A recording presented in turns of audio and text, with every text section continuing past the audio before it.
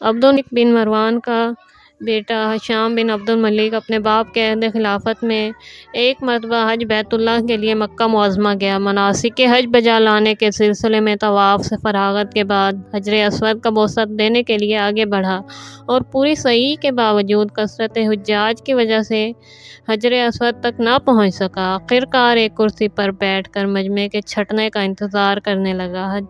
ہشام کے گرد اس کے ماننے والوں کا جمع کثیر تھا۔ یہ بیٹھا ہوا انتظار ہی کر رہا تھا کہ ایک طرف سے فرزند رسول امام زین العابدین علیہ السلام تشریف لائے۔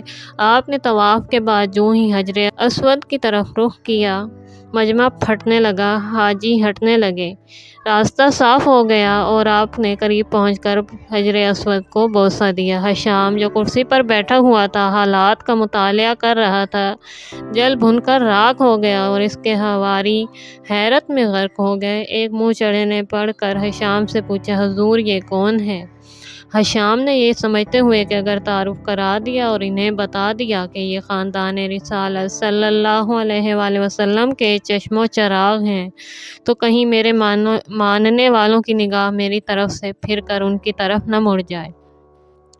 تجاہل عارفانہ کے طور پر کہنے لگا، میں نہیں پہچانتا۔ یہ سن کر شاعر دربار جناب فرزدق سے نہ رہا گیا اور انہوں نے شامیوں کی طرف مخاطب ہو کر کہا، اس سے میں جانتا ہوں کہ یہ کون ہے، مجھ سے سنو۔ یہ کہہ کر انہوں نے ایک عظیم الشان قصیدہ پڑھا۔ اس کا پہلا شعر یہ ہے کہ یہ وہ شخص ہے جس کو خانہ کعبہ اہل و حرم سب پہچانتے ہیں اور اس کے قدم رکھنے کی جگہ قدم کی چاپ کو زمین بطحا بھی محسوس کر لیتی ہے۔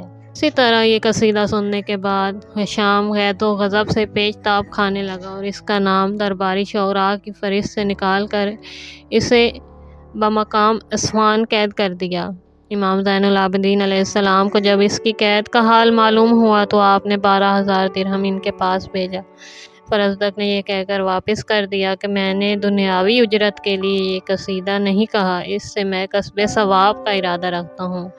امام نے فرمایا کہ ہم آل محمد صلی اللہ علیہ وآلہ وسلم کا یہ اصول ہے کہ جو چیز دے دیتے ہیں پھر اسے واپس نہیں لیتے، تم اسے لے لو، خدا تمہاری نیت کا اجر عظیم دے گا۔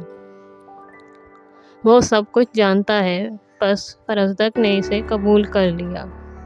کو ویڈیو پسند آئی ہے تو پلیز لائک کیجیے اور چینل کو سبسکرائب کیجیے تاکہ آئندہ آنے والی ویڈیو آپ تک پہنچ سکے اور کمنٹس کے ذریعے اپنی رائے کا اظہار کیجیے۔ اللہ حافظ۔